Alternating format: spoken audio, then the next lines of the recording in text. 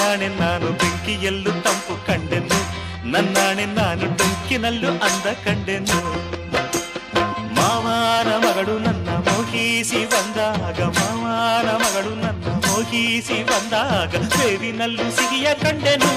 ನಿನ್ನಾಣೆ ನಾನು ಕತ್ತಲಲ್ಲೂ ಬೆಳಕ ಕಂಡೆನು, ನನ್ನಾಣೆ ನಾನು ಮತ್ತಿನಲ್ಲೂ ಸುಖವ ಕಂಡೆನು.